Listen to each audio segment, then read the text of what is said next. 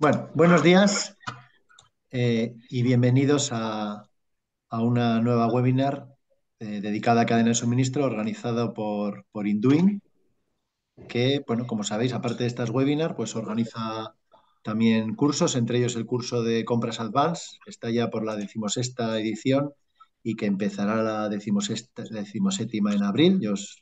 Bueno, recomiendo, os animo a informaros. El horario de la webinar, bueno, en principio será hasta las 11, dependiendo del interés o de las preguntas que pueda haber, pues lo alargaremos. Se va a grabar y se colgará a partir de mañana en YouTube y en la página web de Induin. Y bueno, el funcionamiento es el habitual. Habrá una serie de panelistas que ahora presentaré, unos comentarios, pero luego también, bueno, una sección de chat donde podéis hacer comentarios o aportaciones. Y si queréis alguna pregunta concreta que salga o que se responda por los panelistas en esta webinar, pues lo haremos en la sección de preguntas y respuestas o questions and answers que tendréis en el Zoom, ¿de acuerdo? Así que comentarios en el chat, preguntas en Qs y As, ¿vale?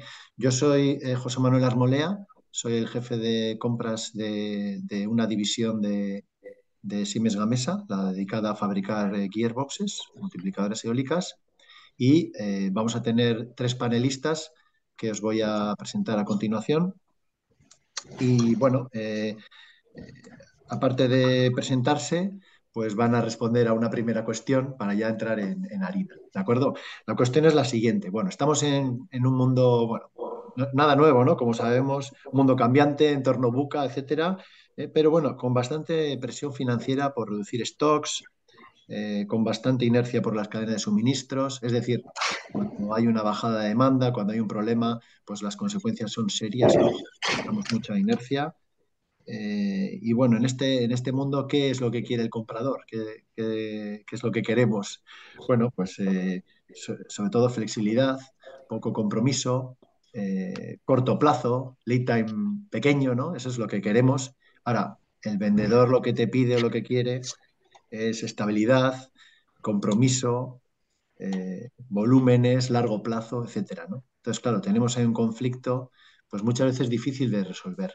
Entonces, esa es la cuestión sobre la que quiero que den su parecer de entrada las panelistas y vamos a empezar por Ainhoa.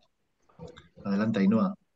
Buenos días a todos. Soy Ainhoa Marcos, trabajo en BSH Electrodomésticos España. Nos dedicamos a fabricar diferentes tipos de electrodomésticos.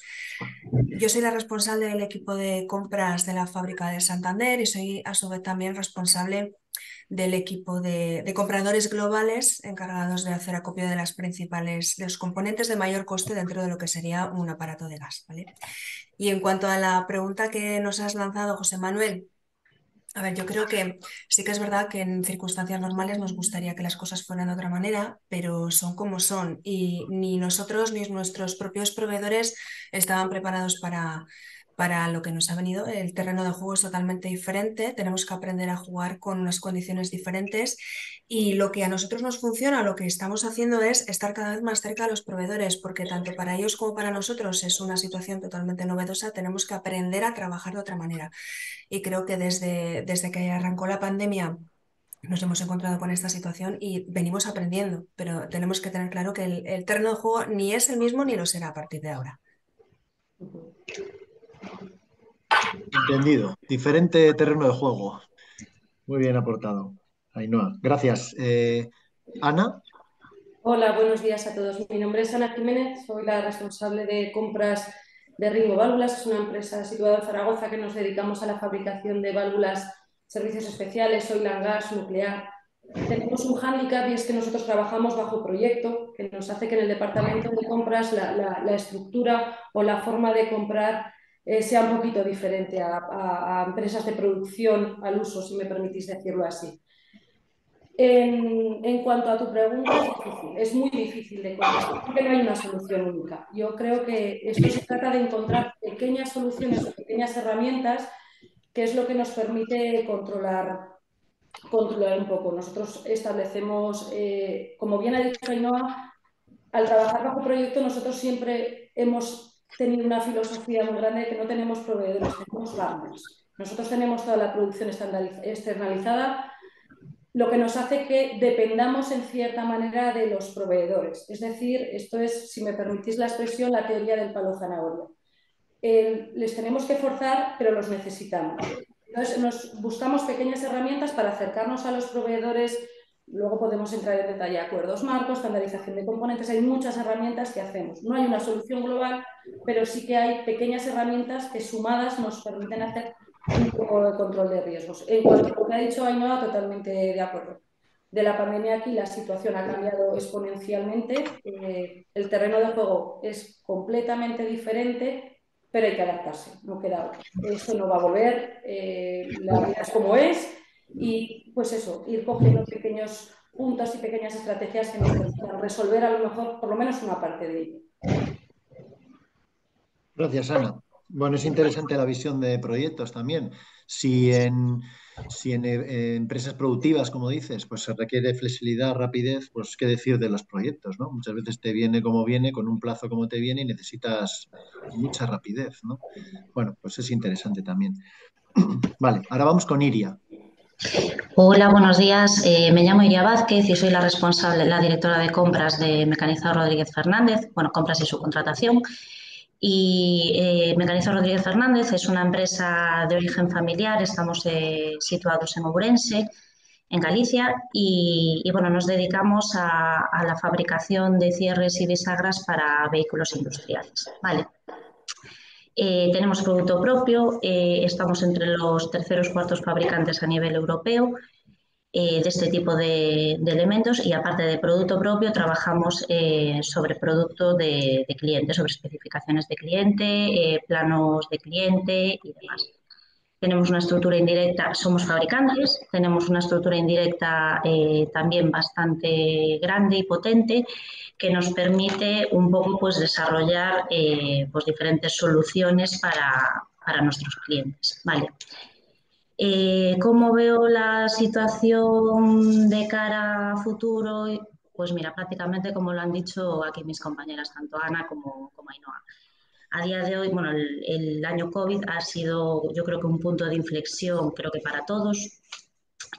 Bajo mi experiencia, sí que antes podías tener algún tipo de acuerdo a largo plazo, por ejemplo, las ofertas en cuestión de compras de materia prima, podíamos tener una vigencia de ofertas de varias semanas, incluso unos cuantos meses, pero bueno, a día de hoy eso es inviable, totalmente. Sobre todo, bueno, si no tienes unos volúmenes de compra muy grandes, pero aún así, teniendo los grandes al final, la situación cambiante que estamos viviendo lo hace muy complejo esto. Y bueno, un poco también lo que decían ellas, fundamental la relación con proveedor tiene que ser una relación win-to-win, que ganemos ambas partes y que bueno, que nos conozcamos lo máximo posible, que ellos nos conozcan a nosotros, nosotros conocerlos a ellos y escucharnos mutuamente, sobre todo también de cara a proveedores, que el proveedor escuche mucho al cliente para que ellos puedan ver las necesidades que se tienen. Vale. Y eso, año COVID, punto de inflexión, los precios se dispararon en aquel momento y a día de hoy pues hay que ir un poco pues trampeando día a día prácticamente. Es muy interesante lo que aportáis porque efectivamente todos entendemos lo del punto de inflexión, ¿no? Seguramente habrá un momento donde ya no dejemos de hablar del COVID, ¿no? Quién sabe, a lo mejor nunca en nuestras vidas, pero bueno, esperemos poder ya hablar de una situación medianamente estable. Pero fijaos, hablamos de que existe esa interdependencia, o sea, ¿no? Entre el comprador y el vendedor, entre el proveedor y el cliente, está claro. El terreno de juego es diferente, ¿eh? Y hacemos cosas diferentes. Seguidamente os voy a hacer una pregunta sobre esto, del terreno de juego diferente. Pero ya que estábamos hablando, Iria ha aportado este tema de las materias primas, ¿no? Es muy relevante. Resulta que cosas que no nos encontrábamos antes, pues ahora nos las encontramos. Y es que realmente a todos nos queman las materias primas en nuestros almacenes, ¿no? ¿Por qué? Pues porque porque seguramente la variación de precios es tan insospechada que puede ser que tengas una materia prima que luego no vayas a poder vender, ¿no? Porque ha bajado el material, o al revés, tienes una materia prima que la has acopiado a un precio increíble y los precios de repente han bajado y nadie te la compra. Bueno, pues es muy complicado, ¿no? Entonces, ¿qué hacéis dentro de esta flexibilidad que manejamos y deseamos como compradores, ¿no? ¿Cómo gestionamos las materias primas en términos de precios, disponibilidad, plazos? ¿Qué herramientas utilizamos? Y aquí, bueno, me ha hecho así Ainhoa con la cabeza. Vamos a ver, Ainhoa, vas a empezar tú también. Sí, te estaba escuchando y estaba pensando en lo que estamos viviendo nosotros a nivel personal en BSH, ¿no? Sí que es verdad que tenemos mucho stock de materia prima, sobre todo algunas de ellas de componentes electrónicos, porque hace tiempo cuando realmente había escasez de ellos en el mercado había que fijar pedidos a un año vista. De repente el mercado empezó a bajar, con lo cual nos quedamos con unos stocks de componentes electrónicos altísimos en cantidad y en valor, porque eran componentes muy caros. Y eso sigue ahí. Lo mismo pasaba con otras materias primas de las que se hizo acopio, que están en los almacenes, y si bien es cierto que hay una tendencia a la baja de las principales materias primas, pues no estamos viendo ese ahorro reflejado, pues porque todavía tenemos que consumir esa materia prima que está ahí a precios muy elevados en este caso.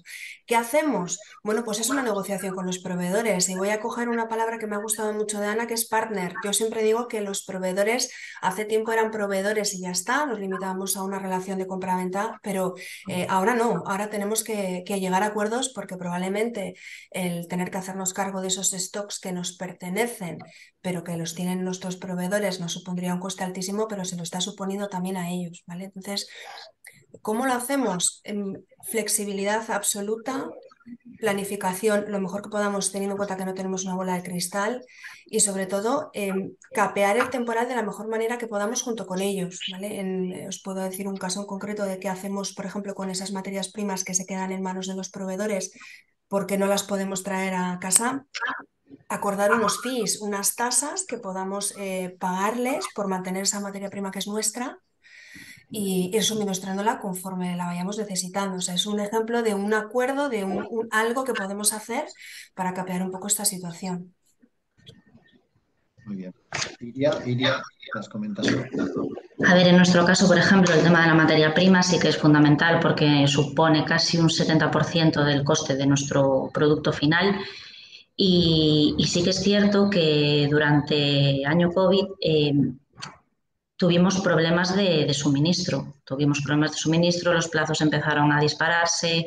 Nosotros al final consumimos mucho acero inoxidable, sobre todo en formatos de chapa y fleje, bobina de fleje.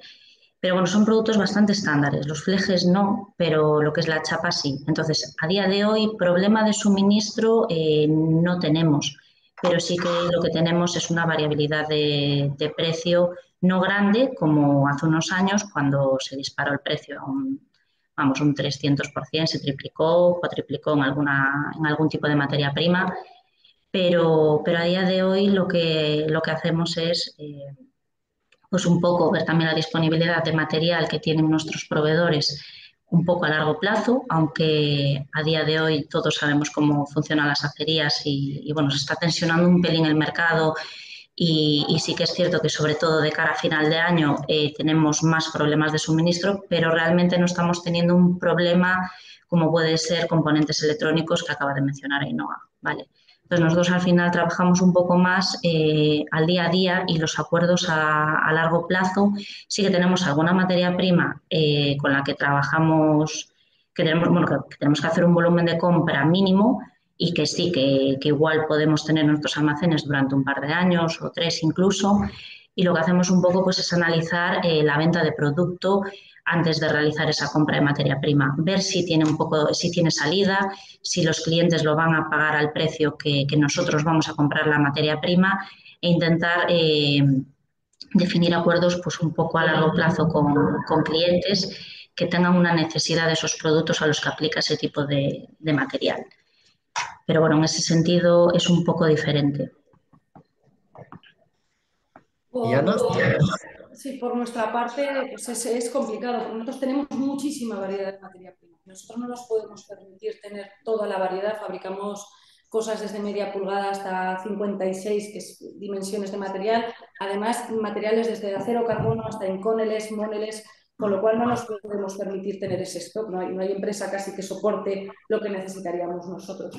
¿Qué nos hace? Que nuestras limitaciones a veces de suministro pues nos creen un problema. Llegamos a muchos, tenemos una política de muchos acuerdos marco con proveedores. Es cierto que, como bien habéis comentado antes, los plazos que te permite ahora, con estas subidas y bajadas, hace unos años los firmabas a mucho más largo plazo, ahora son a mucho más corto plazo, lo que implica que yo siempre digo que uno de los grandes olvidados en el departamento de compras, hasta antes del COVID y que ahora es muy importante, es la gestión del control de riesgos.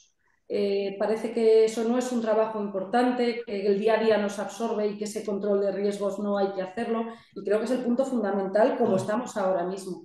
A nosotros nos exige mucho control para firmar un precio, que es como jugar a la bolsa, ¿eh? Firmas un precio de materia prima y no sabes si has acertado o no, vamos a ver cómo va. Pero sí que aquí analizamos mucho nuestro mercado final, trabajamos mucho con el departamento comercial para saber dónde nos podemos mover. Y el decir, bueno, si firmamos aquí no vamos a ganar lo que queríamos, pero vamos a estar en una situación que nos haga pupa pero no daño. Siempre lo comentamos un poco así. Entonces, esa gestión de riesgo y esa colaboración con el departamento de comercial para nosotros es imprescindible.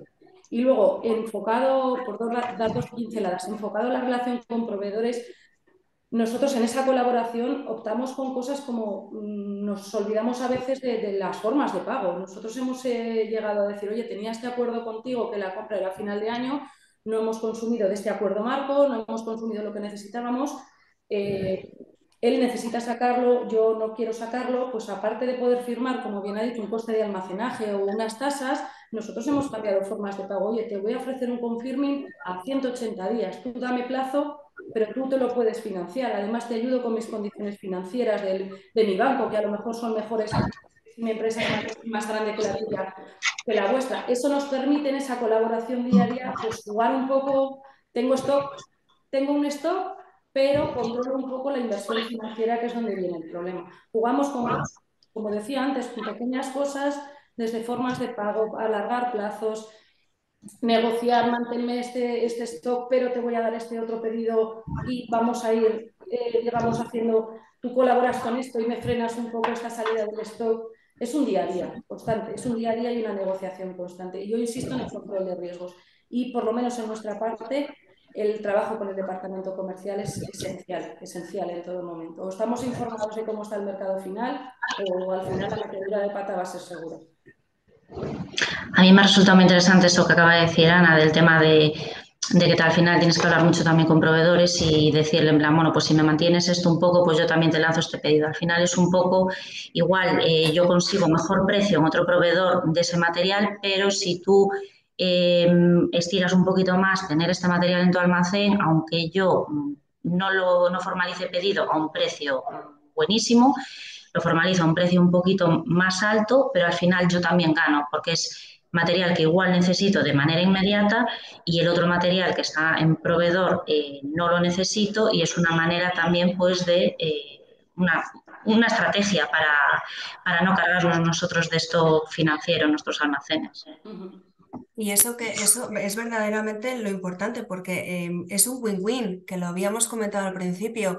No es la forma tradicional de trabajar con proveedores que se utilizaba antes, pero ahora sí, ahora estamos hablando de, en algunos casos tendremos que ceder nosotros, en otros ceder al proveedor, y sí que es verdad que los contratos, como hacía referencia también Ana, están empezando a recoger puntos que hasta ahora no recogían, eran unos contratos muchísimo más fijos, más estrictos, de la A a la Z y ya está. Ahora recogen variaciones de precios, fluctuaciones que pueden darse durante la vida de ese contrato, recoges índices entre los que te vas a basar, no solamente de materia prima, índices de coste de mano de obra, depende del país con el que vayas a tener ese suministro, recoges un montón de condiciones de pago, como decía, vamos a cambiar los términos de pago o los condicionamos a una situación que pueda darse en concreto, condiciones de pago las cambiamos para poder ayudaros en un momento dado, tasas para cubrir los costes financieros que puedan tener los proveedores si asumen quedarse con parte de ese stock. O sea que el contrato que tenemos hoy en día encima de la mesa con nuestros partners es muy diferente al contrato que teníamos antes, porque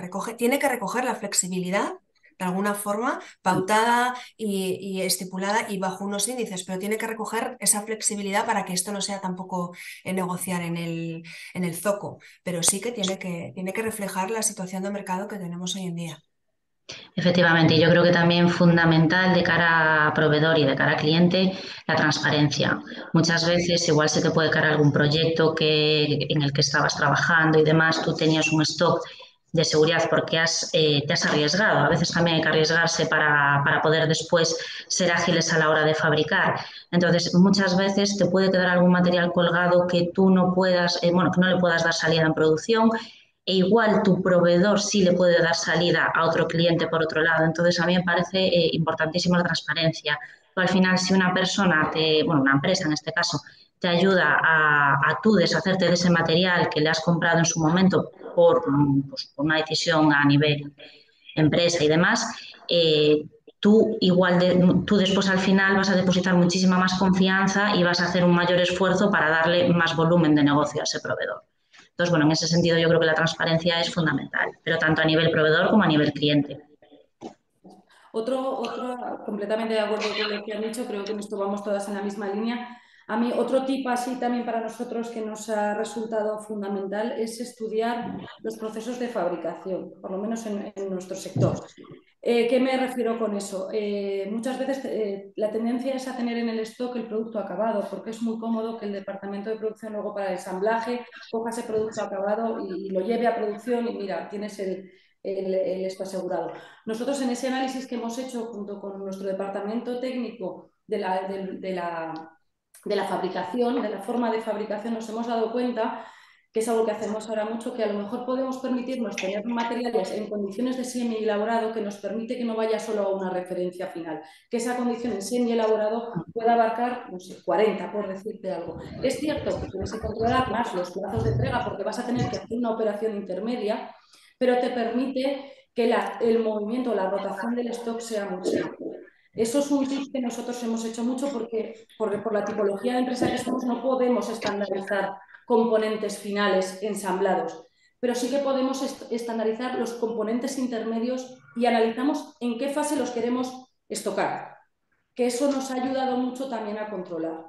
Eso como pequeño tip que pueda ayudar es una de las cosas que nos ha hecho ganar. Nos ha alargado un poquito los plazos, pues sabes que ahora está muy de moda el manufacture to order y todas estas cosas, nos ha hecho que pasemos en un punto intermedio, pero que aún así el plazo que obtenemos final para sacar el proyecto es aceptable y ganamos en rotación de inventario. Vamos a ese tema que has comentado, lo vamos a desarrollar ahora en unos minutos, en alguna cuestión.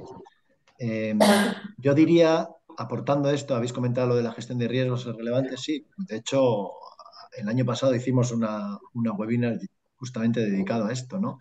El COVID lo que nos hizo ver lo primero es que no estábamos bien preparados contra riesgos. Esa es la realidad. Creíamos que sí, pero es que no, ¿no? Entonces, nos ha hecho dar una vuelta de tuerca a esta gestión de riesgos, yo creo, y ahora nos hemos puesto un poco más serios con ese tema.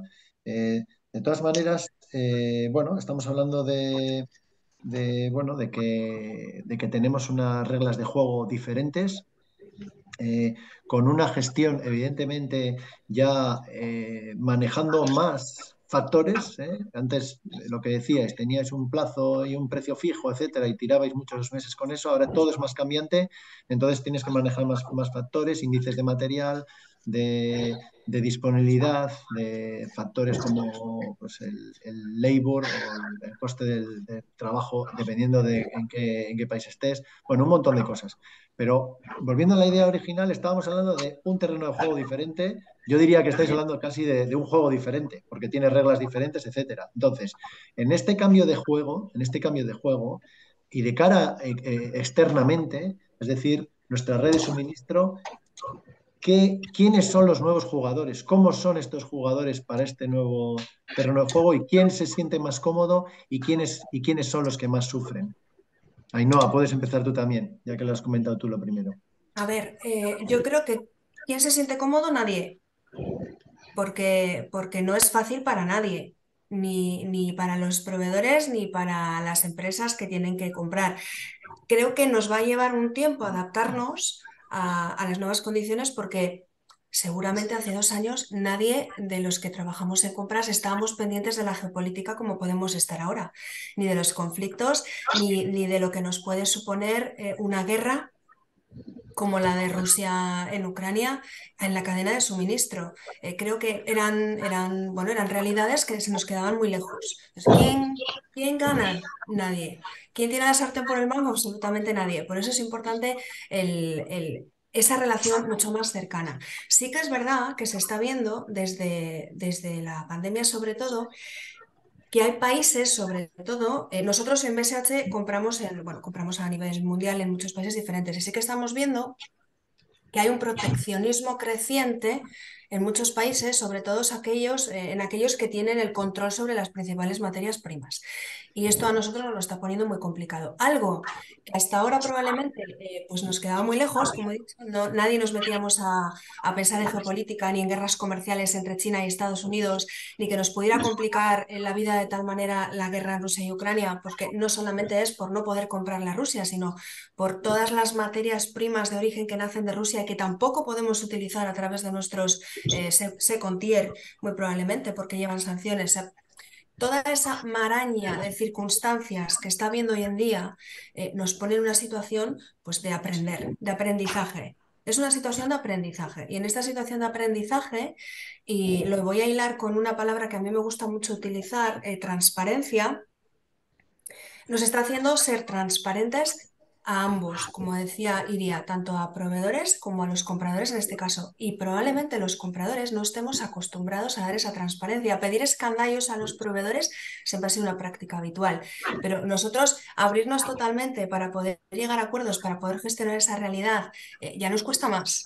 Ya nos cuesta más. Entonces, el terreno de juego es muy complicado. No gana nadie, pero el aprendizaje para mí es algo que va a cambiar la forma de relacionarnos a futuro. Y creo que para bien, dicen que cualquier crisis es una buena oportunidad, pues creo que sí, que de aquí aprenderemos.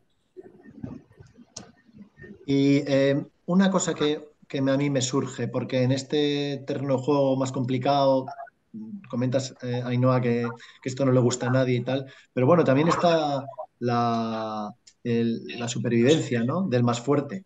Y muchas veces dices, bueno, pues hay algunos que van desapareciendo, que van sufriendo, ¿no? Los que no pueden mantener cierto inventario, los que no pueden acometer variaciones de precio, los que no pueden comprometerse a largo plazo, no tienen fuerza financiera y sin embargo los fuertes mantienen y a lo mejor pues no se sienten tan incómodos. ¿Lo veis? ¿No veis nada de esto vosotras, Iria o Ana?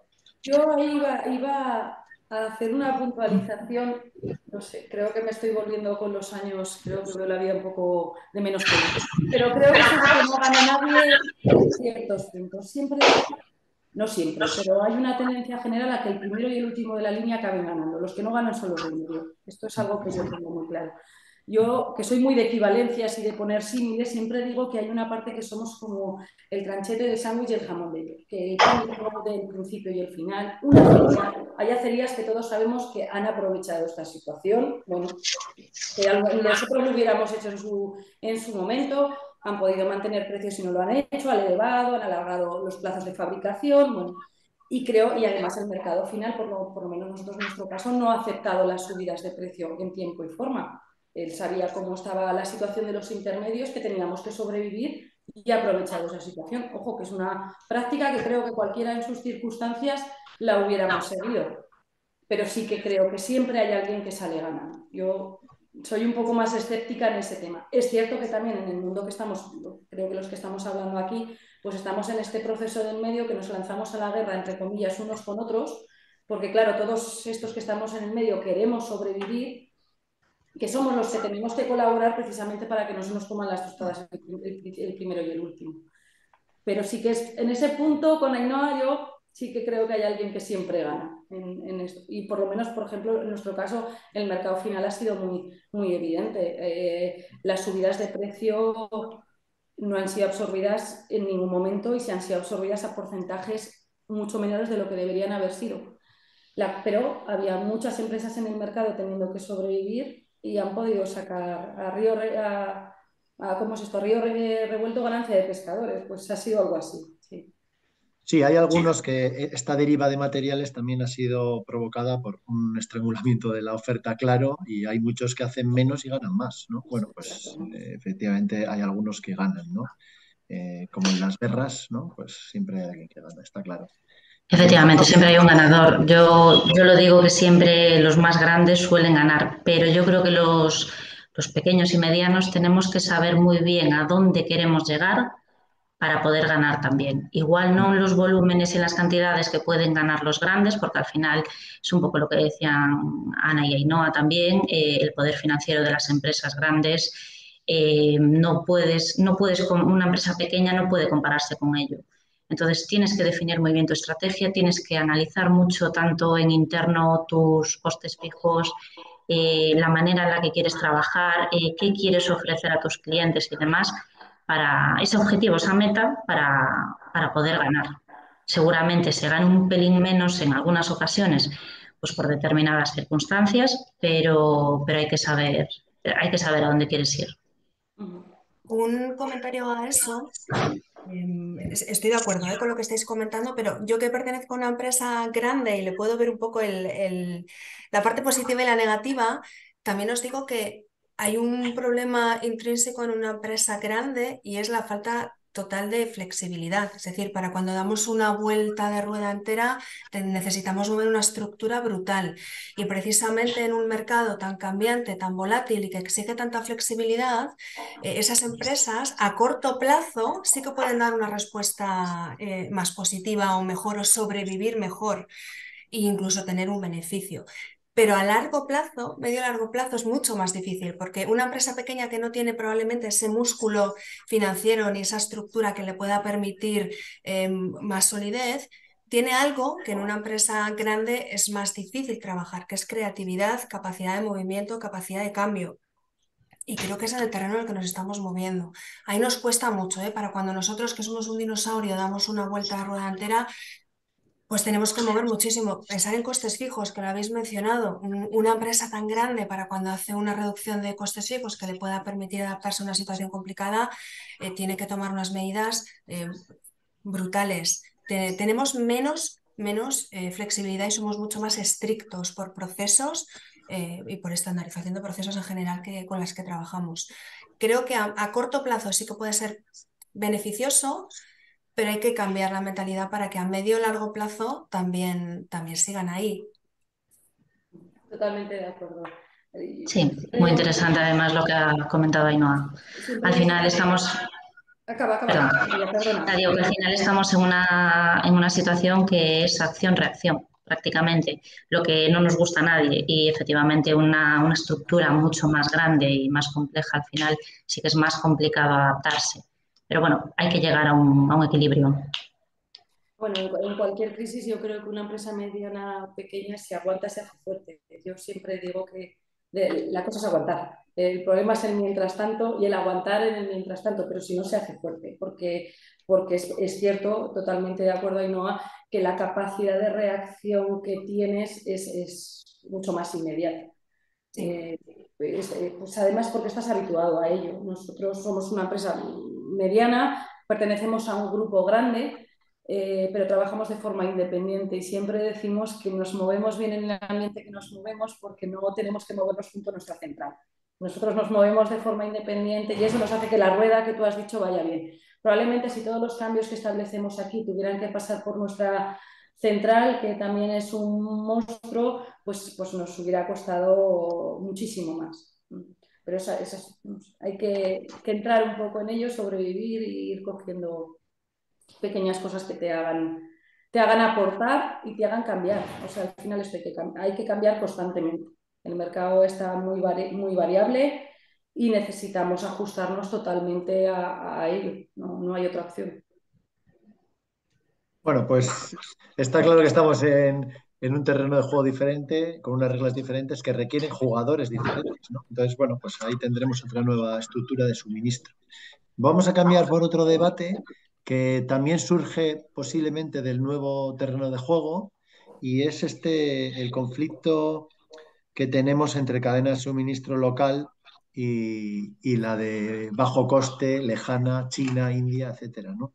Queremos mantener la cadena de suministro local porque requerimos flexibilidad, requerimos rapidez, tenemos un mejor entendimiento. Cuando hablamos de partner, estoy seguro que nos entendemos mejor con el que está cercano, el que haya llevado muchos años trabajando con nosotros, ¿no? En cambio, bueno, pues no podemos mirar hacia otro lado y el incremento o el crecimiento en cuanto a tecnología y calidad en China, por ejemplo, es innegable y el coste es imbatible. Tenemos más inercia o peor inercia en cuanto a plazos, pues por el transporte, etcétera. Pero, pero la verdad es que las dos cadenas de suministro compartirlas o mantenerlas es complicado, ¿no? ¿Cómo lo hacéis? ¿Cómo manejáis este debate entre querer mantenerlo local, pero hay que conseguir las ventajas de tener lo de China o lo de India o bajo coste? Cómo lo lográis en vuestras empresas? Si quieres, empieza tú ahora, Iria.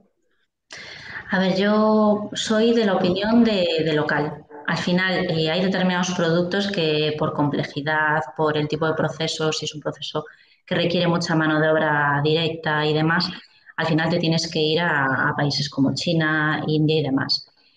Yo creo que China a día de hoy, bueno, el salto cualitativo que ha dado en los últimos años ha sido brutal, brutal porque la calidad es muy buena y ellos son conscientes de que esa calidad es buena. Entonces, ya los precios no son lo mismo que eran antes.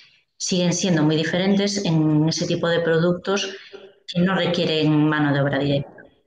Pero bueno, yo soy de la opinión de local porque al final lo que comentabas un poco antes, te entiendes mejor con un proveedor que tienes enfrente de tu casa, que no digo que te tengas que entender mal con los proveedores de otros países, de otras culturas y demás, pero bueno, al final lo que es la afinidad cultural siempre te entiendes mejor porque lo que son los objetivos vienen siendo más o menos los mismos, ¿vale? Estamos todos pues un poco como más, ¿cómo lo diría? Como más en sintonía, ¿vale? Entonces, yo creo que eso, que al final, si tú también confías un poco en tu proveedor local, digo local como, vamos, el que está en la acera de enfrente, como el que está a 2, 3 horas de camino a tu fábrica. Al final tú también, al confiar en ese proveedor local, tú ganas una infraestructura de proveedores a tu alrededor mayor. Entonces, al final es un poco también ligado a lo que hablábamos antes, ese win-to-win de yo igual prefiero ganar un poquito menos y saber que es más ágil, y saber que puedo tener un cambio más ágil en mi proceso productivo porque tengo a mi proveedor cerca de mi casa, si tengo un problema, puedo acercarme junto de él a sus instalaciones o viceversa y gestionarlo de manera mucho más ágil. Al final, si tú tienes un proveedor en China, ya tienes que contar con una diferencia horaria, tienes que contar que si tienes un problema en la fabricación que requiera de tu presencia para poder solventarlo o que quieras indagar porque realmente no sabes exactamente lo que está pasando, porque a veces, bueno, ellos te cuentan las cosas también un poco de una manera y tú las percibes de otra. Oye, puede que por esa diferencia también cultural que no lleguemos a una sintonía de decir estamos hablando de lo mismo, ¿no? Entonces, al final, yo soy de la idea de local, pero bueno, hay determinadas cosas que también soy consciente que no las puedes conseguir a un precio competitivo. Y bueno, que también hay que tener, al final en los últimos años hemos tenido muy presente la palabra globalización y bueno, al final todos tenemos que ganar y el mundo pues cada vez nos tenemos que entender mejor, ¿no? Entonces, bueno, ni una cosa ni la otra, pero bueno, yo sí me tengo que decantar, me decantaría por el tema de local. ¿Qué nos dices, Ainhoa? Yo apuesto por el equilibrio. A ver, yo no me gusta hablar de países de bajo coste ni de alto coste. Al final se trata de hacer una comparativa teniendo en cuenta todo el coste que te va a suponer traer una pieza, el que tienes al lado y desde China. China sí que es verdad que los precios que está ofreciendo ya no son los que tenía antes, pues porque al final está desarrollando y la calidad tiene un coste. Entonces, bueno, es cierto que hay producto que aunque lo quieras comprar en casa no puedes. porque no lo hay, lo tienes que traer siempre de otro país que está lejos y hay que aprender a gestionar esos lead times largos, pero creo que lo que hay que hacer es un estudio financiero como Dios manda, decir cuánto me cuesta comprarle esta pieza al que tengo al lado y cuánto me cuesta traerla desde China. ¿Por qué? Porque además dentro de este nuevo terreno de juego entra el proteccionismo, entran unos aranceles que antes no teníamos, depende de dónde quieras traer los materiales. Eso también lo tienes que tener en cuenta, aparte de cualquier otro punto que quieras, unos bonus que les quieras dar a los que tengas cerca, pues porque tienes más flexibilidad, o unas penalizaciones que les quieras poner a los que tienes más lejos porque puedes tener un problema de lead time, un problema. Pero creo que la clave aquí está en hacer verdaderamente cuánto me cuesta comprárselo al de al lado de casa y cuánto me cuesta traerlo de China o cuánto me cuesta traerlo de India, teniendo en cuenta todos los costes asociados. Creo que en el equilibrio está el beneficio en este caso para todos y sobre todo eso, siendo conscientes de que hay mucho producto que todavía no se puede comprar en casa, ni siquiera en Europa, y que estamos obligados a traerlo pues, desde Asia en este caso.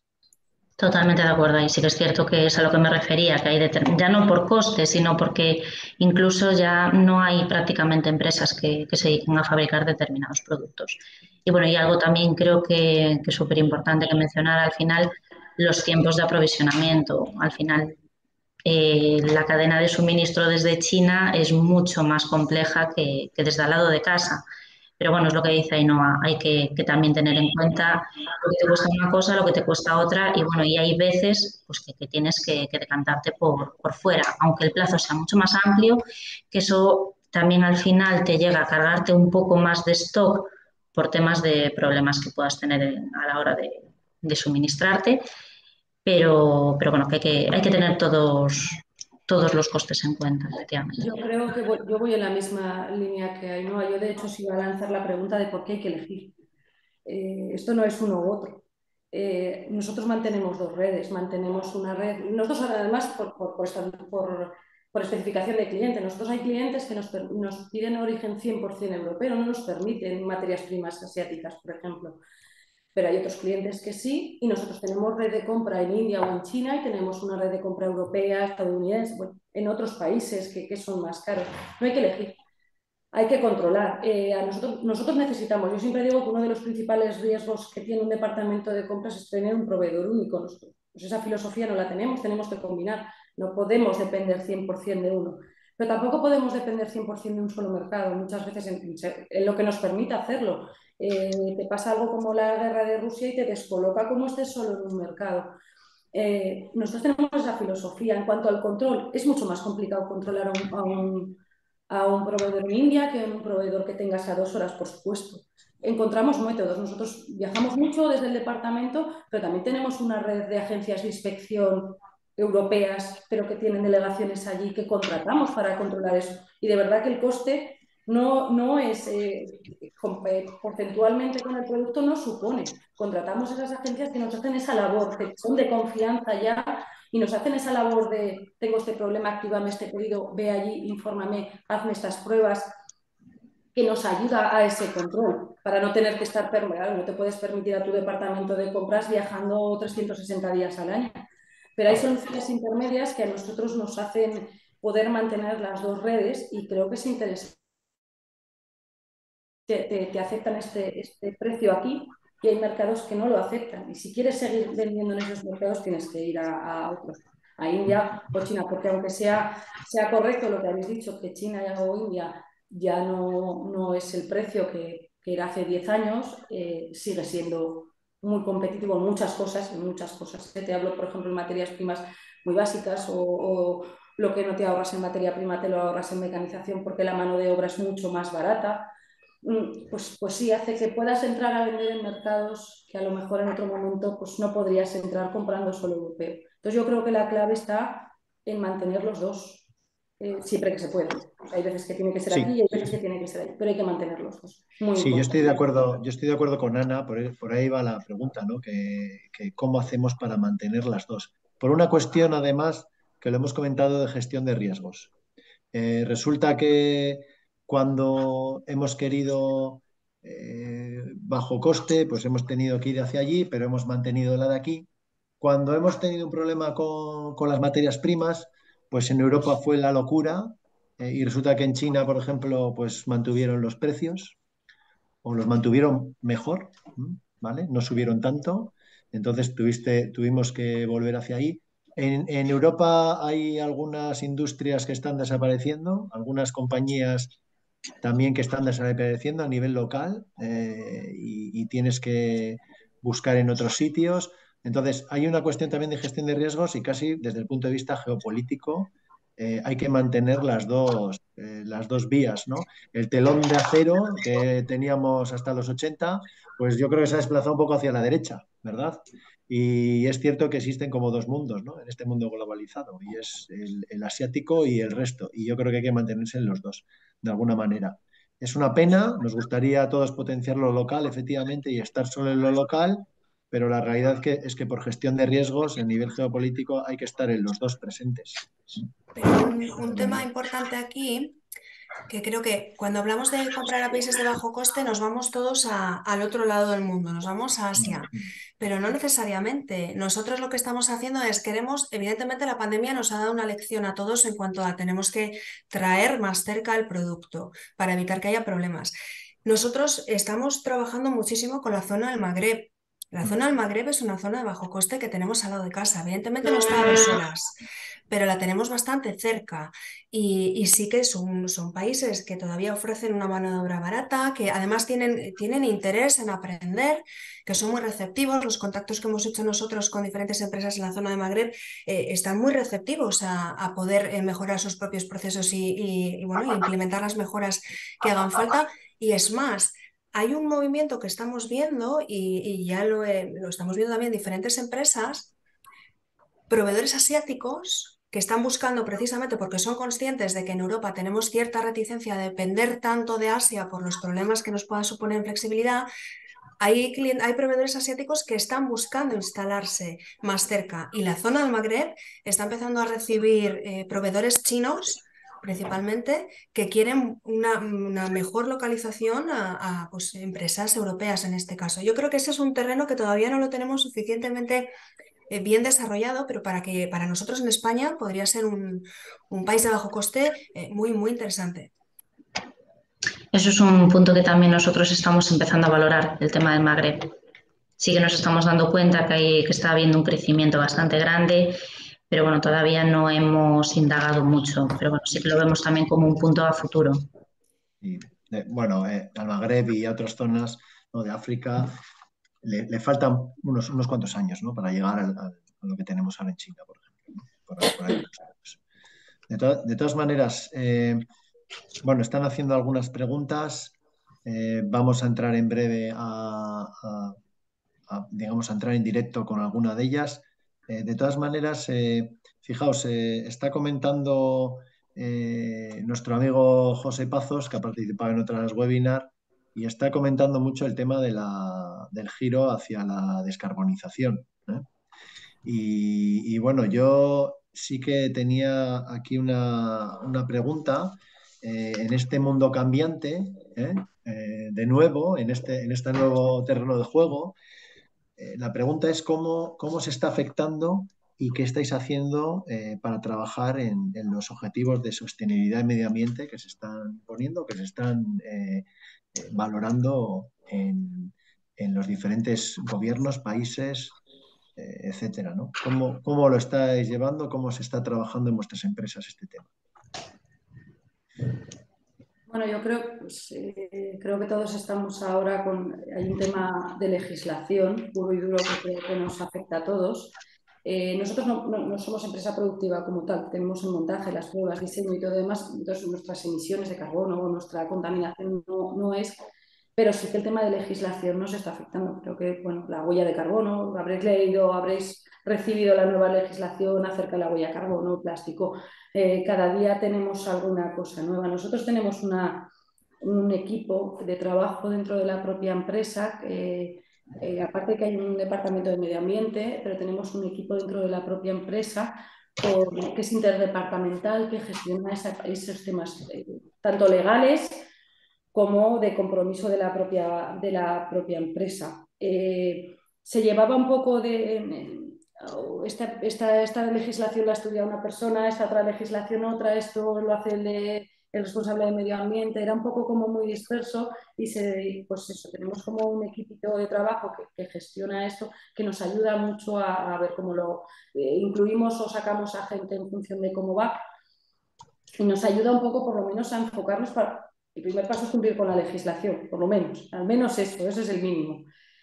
Muy complicado, es muy difícil y son proyectos muy a largo plazo. Al final, cumplir con la legislación no, bueno, pues el tema de plásticos o la huella de carbono, como os decía, pues los plazos te los marca la propia ley. Las reducciones son proyectos ya a muy largo plazo. Nosotros no nos afecta tanto directamente por lo que os digo, porque no somos una empresa productiva al uso, ¿no? Como una fundición o un alto horno, que a lo mejor eso sí que le puede afectar. Pero vamos creando grupos de trabajo para revisar todo.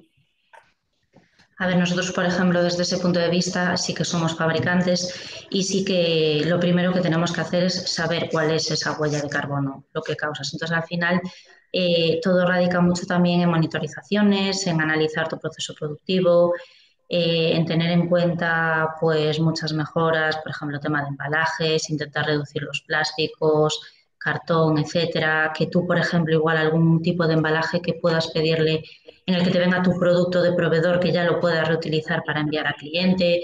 Entonces, bueno, al final son pequeñitas cosas en las que se están trabajando, pero que antes de llegar, bueno, pues que aparte de ser un recorrido muy largo y un proyecto muy a largo plazo, como acaba de decir muy bien Ana, tienes primero que conocerte. Al final, al ser fabricante, tienes que ver en plan cuánta luz consumes, si realmente te compensa instalar una planta fotovoltaica en tu empresa.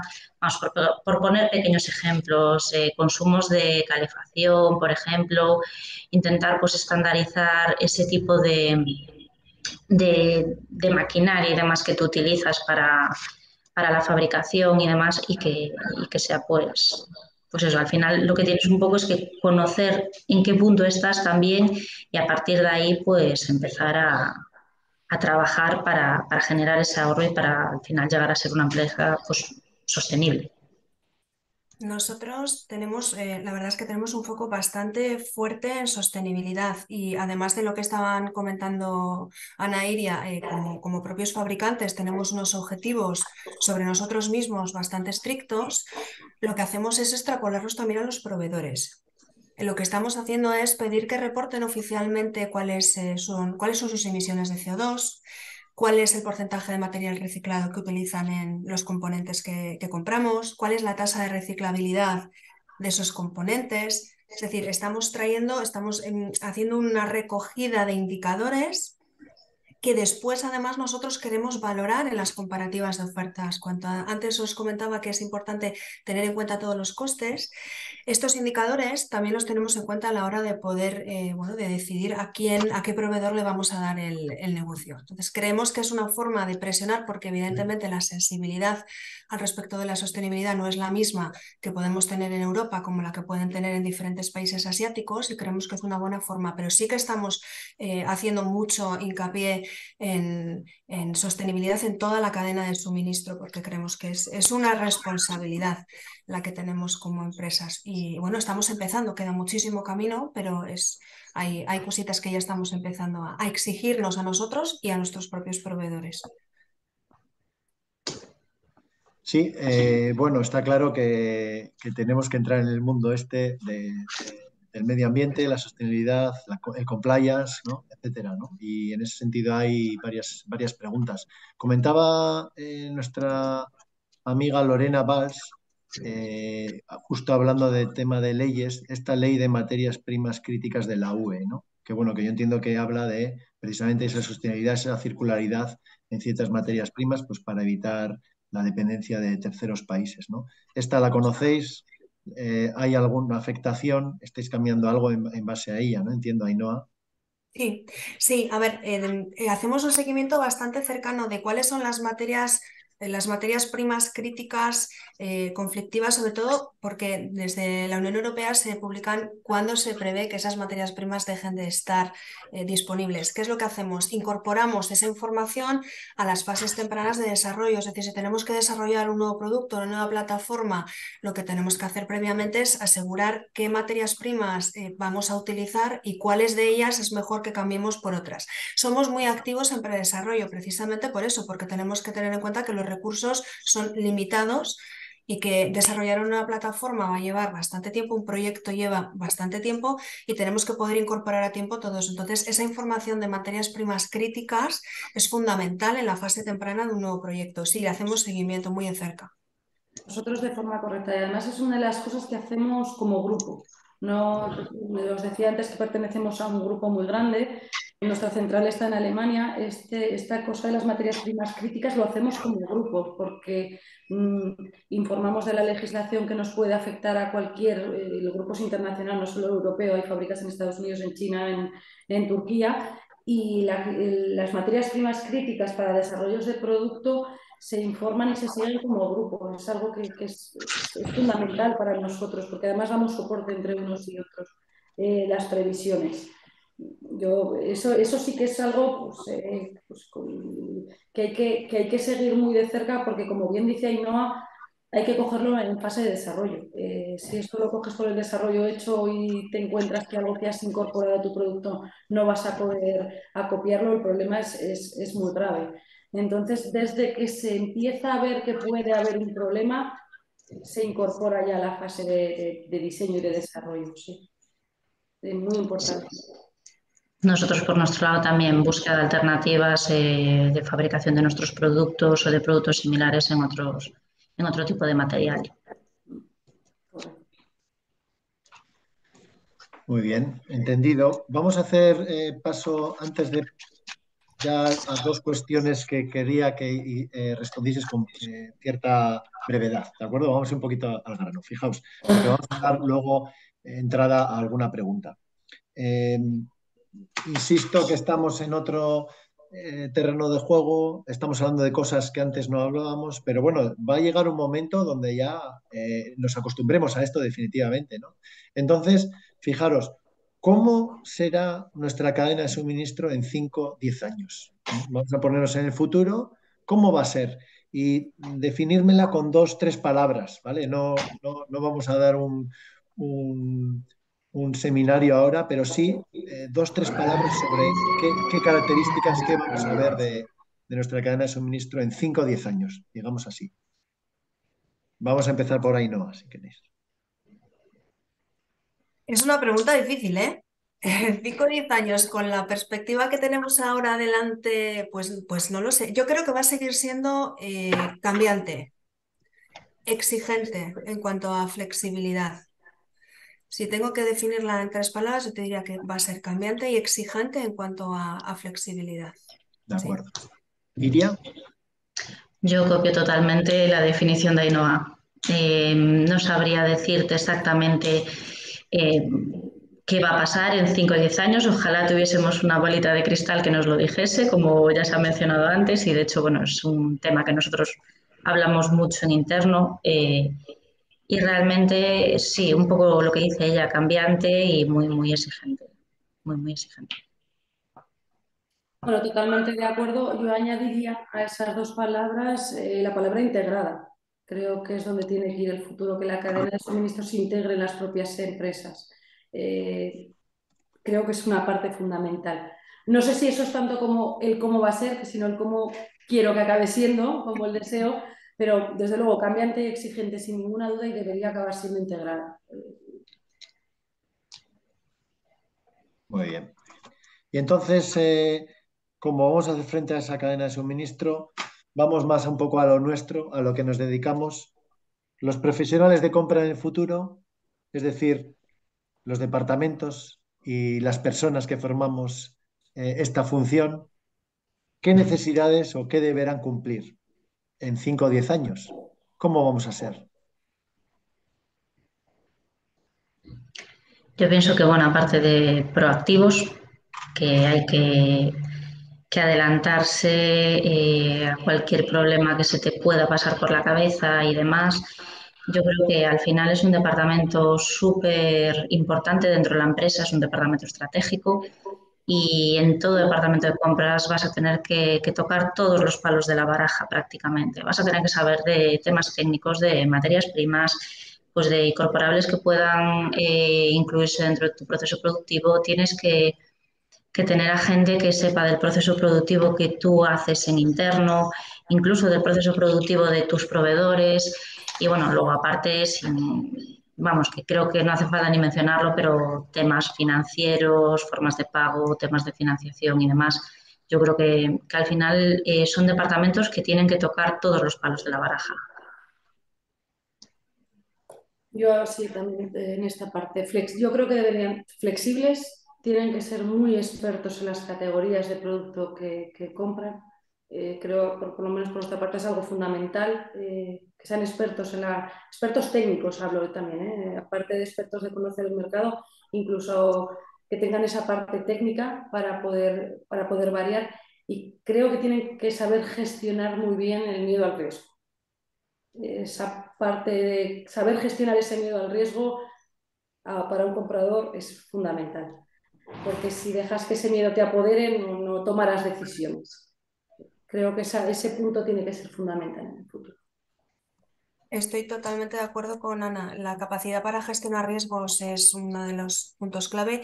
También hablaría de multiculturalidad. Creo que tenemos que aprender a gestionar proveedores de diferentes mercados, algo que todavía tenemos que aprender. Y creo que tenemos que aprender también, porque es una labor de aprendizaje, a controlar y a poder anticiparnos a lo que pueda pasar en el mercado leyendo variables que hasta ahora no leíamos, como conflictos que pueda haber en el mercado, como cómo nos puede repercutir el incremento del coste energético en el precio de una pieza cuando el coste de la energía estamos hablando de que es el de India. Estas cosas se nos escapaban. Creo que tenemos que profundizar mucho más en todas las variables que afectan al coste de la pieza que compramos y por lo menos cómo saber leerlas en el mercado.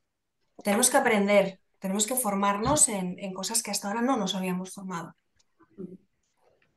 Sí, lo que apuntáis, yo estoy de acuerdo en todo lo que apuntáis. Voy a aportar un pequeñito grano de arena más. Van a ser capacitaciones más amplias las que vamos a necesitar, está claro. Un ámbito o un alcance mayor, un entendimiento de gestión de riesgos y capacidad de anticipación que puede ligarse con la proactividad.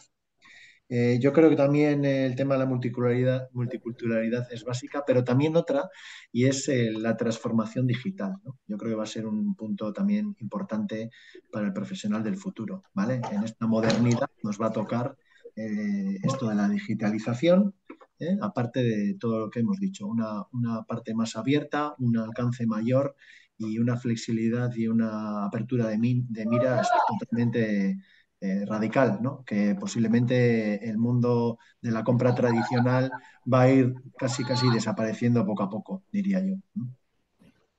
Bueno, muy bien, ahora vamos a dar entrada a un compañero aquí que se llama Simón Quiquérez, que va a hacernos una pregunta, la va a hacer un poco sintetizada con respecto a lo que has escrito, ¿de acuerdo, Simón? Pero a ver qué podemos aportar. Simón, cuando quieras.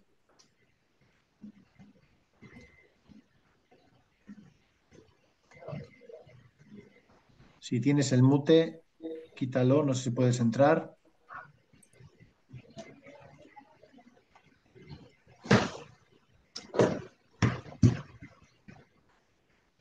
Bueno, la voy a ir leyendo yo, ¿de acuerdo? Porque parece que hay algún problema. Bueno, habla Simón que trabaja en el sector alimentario y que, bueno, que últimamente sus proveedores pues no entiende por qué les pide rebajas de precio, ¿vale? Porque ellos, claro, para ellos pues los costes puede que no bajen, ¿no? Vale, lo piden porque sus clientes han vuelto a buscar el precio en lugar del plazo, ¿vale?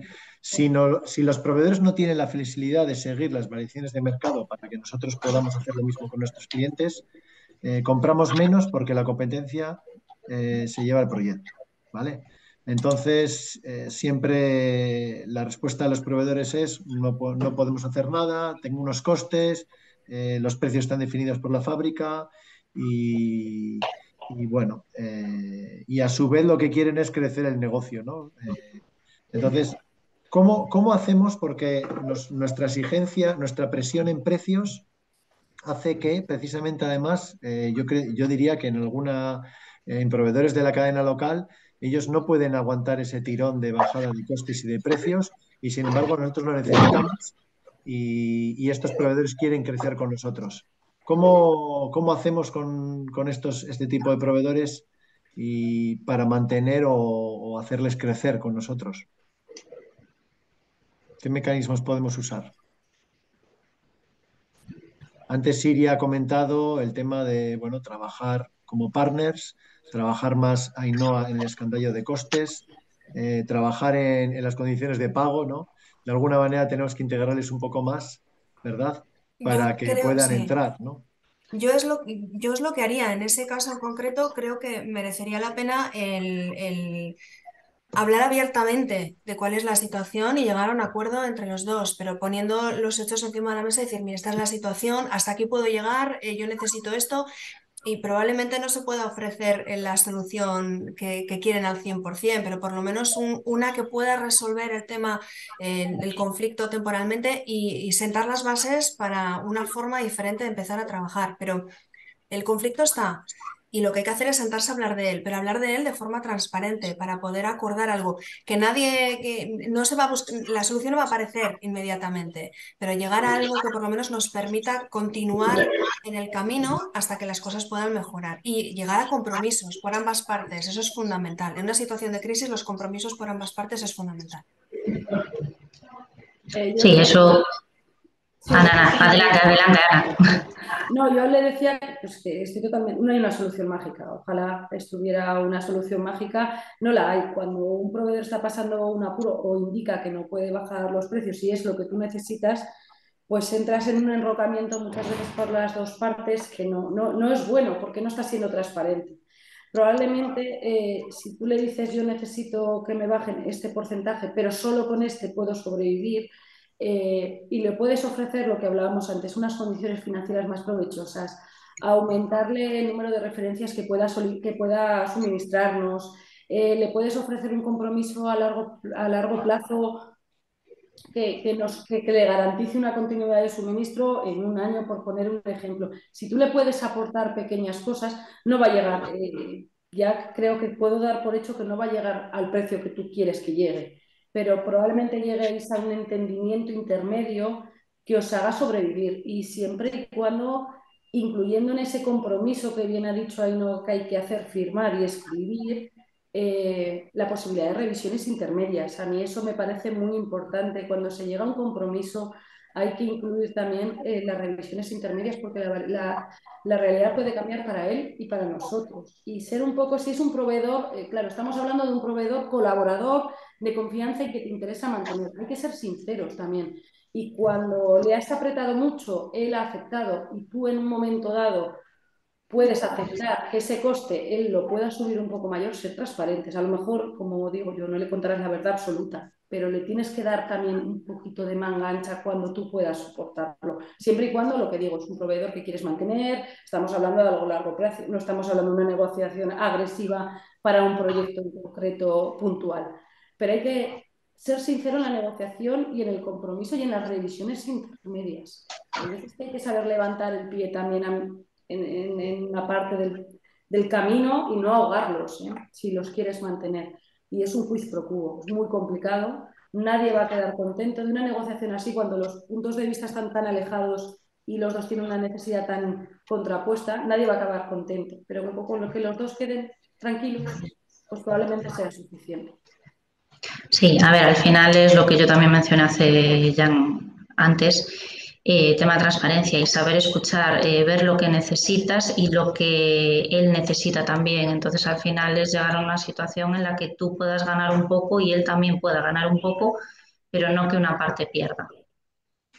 Eso yo creo que es fundamental y llegar a un pequeño entendimiento que en esa situación, en ese momento, tengáis un pequeño beneficio ambas partes, pero a futuro que ese beneficio igualmente para ambas partes siga creciendo. Lo que comentaba un poco Ana, en plan, pues hoy necesito este material, pero tengo posibilidad de igual poder derivar otro material que consumo en otro proveedor a este proveedor. Entonces, bueno, al final es un yo tengo, yo te puedo ofrecer y tú qué me puedes dar también. Muy bien. Vamos a leer un par de preguntas más de temas variados. Nuestra amiga Cristina Portolés nos dice lo siguiente, ¿no? Dentro de un marco tan complicado en el que trabajáis ahora, ¿cómo podríamos ayudaros desde la parte de proveedores de transporte internacional? Ahora vivimos ya una cierta estabilidad de fletes marítimos post pandemia e incluso con niveles de precios muy similares al 2019. ¿Qué destacáis de un proveedor de transporte más allá del precio?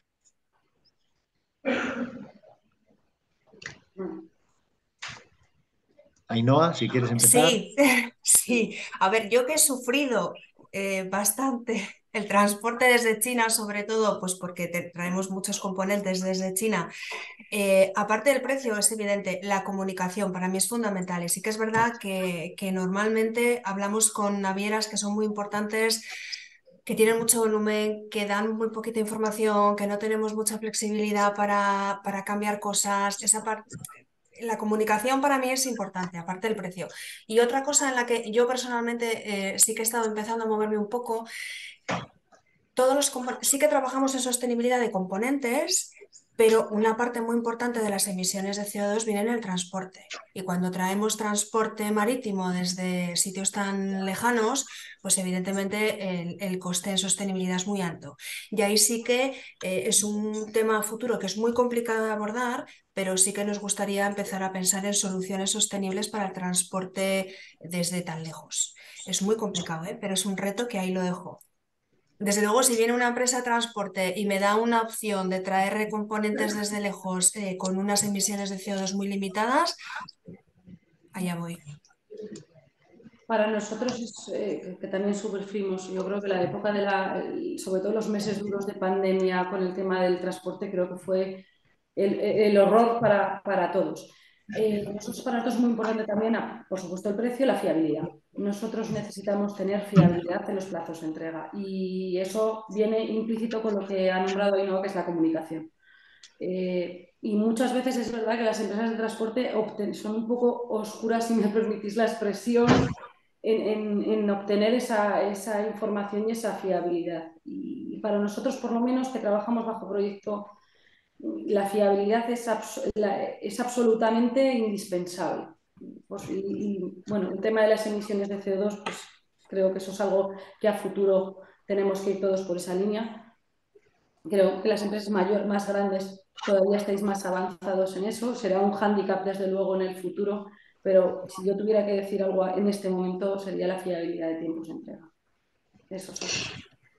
Yo estoy ahí muy de acuerdo con Ana. En lo que ha comentado Ainhoa del tema de la sostenibilidad y demás me parece también fundamental, sobre todo a la hora de los tránsitos más largos, pero añadiría también calidad, porque muchas veces a nosotros nos ha pasado pues, que se pierde material en el transporte, que el material llega golpeado y demás. Entonces, bueno, yo al final entiendo que es un proceso también bastante crítico y un trabajo complejo, pero yo añadiría también a mayores de fiabilidad, calidad.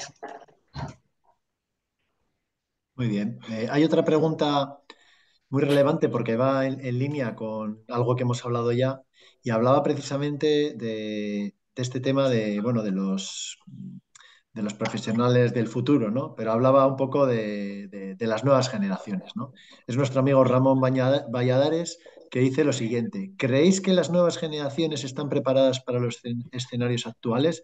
¿Es posible que sean más tecnológicos, pero que no lo sean tanto de relaciones face to face, de visitar proveedores, etcétera?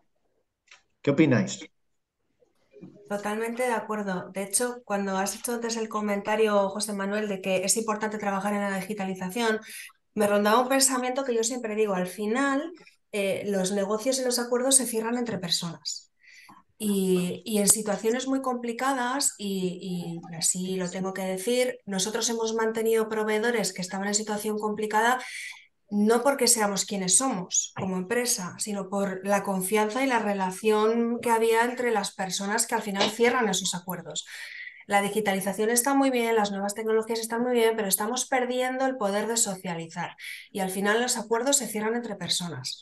Por eso es muy importante trabajar en inteligencia emocional, en multiculturalidad, en el saber tratar con personas, que son quienes al final hacemos los negocios. No hay un ente físico allí que haga, no, somos las personas. Y creo que no están preparados, que hay que trabajar mucho con las nuevas generaciones en ese campo. Eso es. Yo en eso es algo que insisto mucho a mi departamento. Les digo siempre a la gente de mi equipo, les digo siempre que el ser humano sigue siendo social, como bien has dicho. Y nosotros viajamos, visitamos, hablamos mucho cara a cara con el proveedor y yo siempre a modo broma, pero les digo, necesito que os enteréis si tienen hijos, sobrinos, tíos, alguien que le importe, para el que le podáis preguntar, porque al final se cierran con personas. La gente joven tiene otra tendencia, eso está clarísimo. Son una generación completamente digital, están muy acostumbrados a las reuniones por Teams, pues lo que hablábamos, nosotros a lo mejor somos de sentarnos y en una mesa me veo cara a cara y lo hago.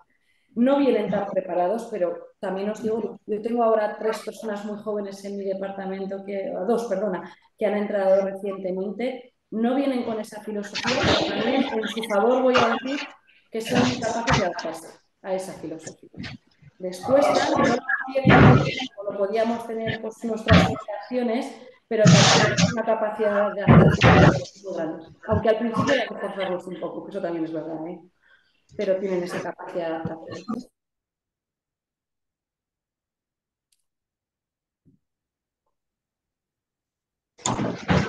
Disculpad que se me ha silenciado el ordenador. Yo pienso que sí, que realmente que sí tienen esa capacidad, para, bueno, lo que comentaba un poco Ana, tienen esa capacidad para relacionarse y demás, pero que bueno, digitalmente yo creo que nos barren a todos los que estamos aquí a día de hoy. Tienen unas capacidades muchísimo mayores que nosotros y ya no porque las puedan tener ellos, sino porque al final es lo que han vivido también un poco desde pequeños y esa evolución tecnológica igual a nosotros nos ha pillado un poquito más tarde. Pero vamos, a mí me parece fundamental el que se sociabilice, sentarte con un proveedor, verle la cara, porque al final también lo que es el lenguaje físico también habla.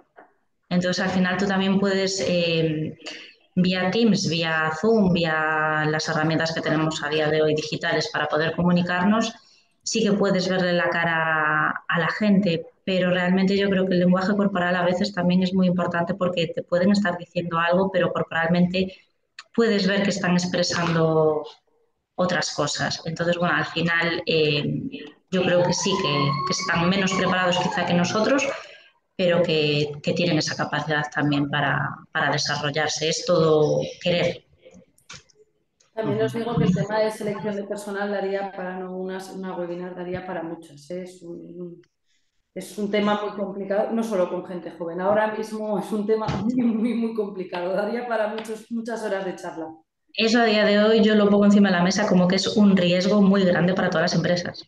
Muy, muy grande además. Muy complicado. Muy complicado. Sí que sí. Porque hay mucha falta de profesionales a día de hoy. Es complicado. Sí. Bueno, mirar, yo también estoy de acuerdo con esto de que tenemos que ir hacia la digitalización, pero no pasarse, ¿no? Y es verdad que en algunos entornos me he encontrado este punto extremo, ¿no? Donde no hay contacto humano, ¿no?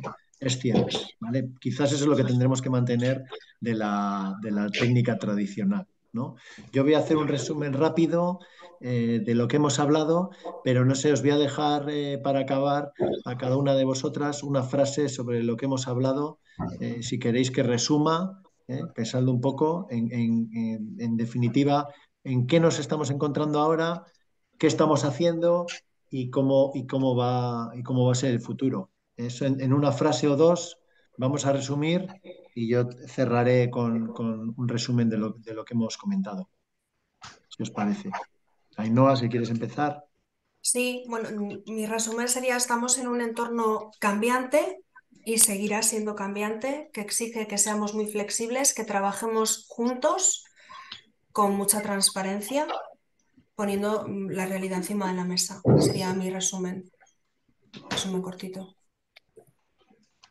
Bien. Por mi parte os digo prácticamente lo mismo, es un entorno inestable que exige adaptarse, pero hay pequeñas cosas que se pueden hacer que juntas suman mucho para hacerlo. Y sobre todo animo, y esto es un consejo, a perder tiempo en analizar, y no es una pérdida de tiempo.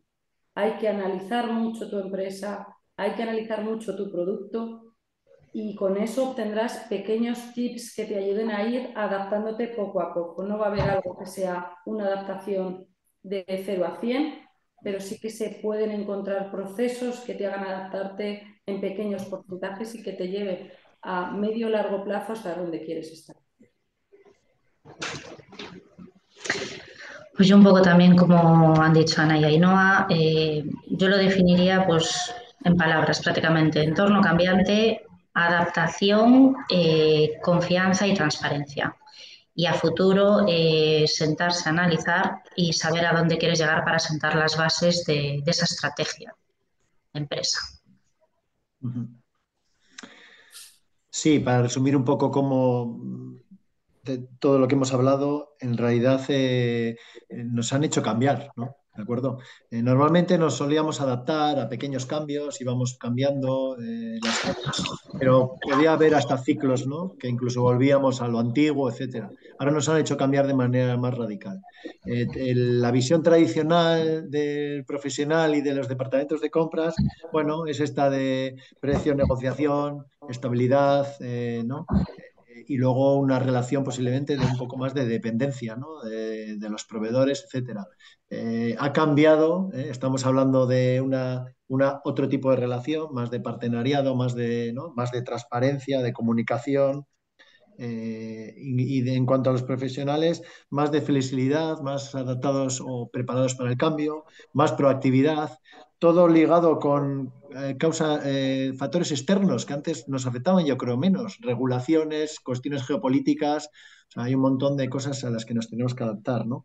Sin embargo, hemos dicho explícitamente que hay una cosa que no podemos perder, a pesar de que nos arrastre este mundo digital al que inicialmente tenemos que unirnos, que es el del contacto humano, el del cara a cara, el de la relación y la relación personal y la socialización, ¿no? Esto no lo podemos perder y quizás este mundo digital, estas nuevas generaciones más encargados o más dedicados a la pantalla, ¿no? Yo suelo decir que las cosas nunca suceden en el ordenador, eso está claro, suceden en los terrenos, en las fábricas.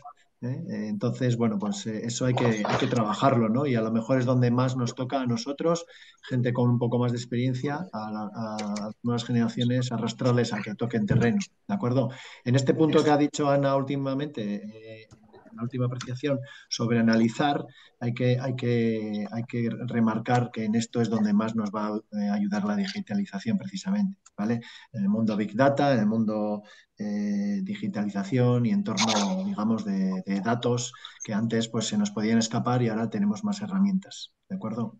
Así que bueno, con esto son las 11:25, se han juntado en esta webinar yo creo que hasta en torno a 130 amigos y amigas que nos han escuchado.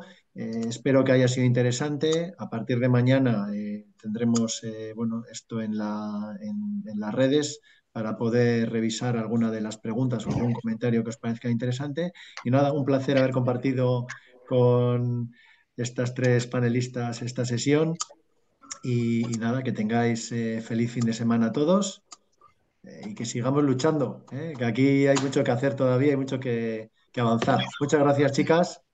Gracias a Y vosotros. nada, que tengáis un Gracias. fin de semana. Gracias a vosotros, buen fin de Gracias. semana y un placer.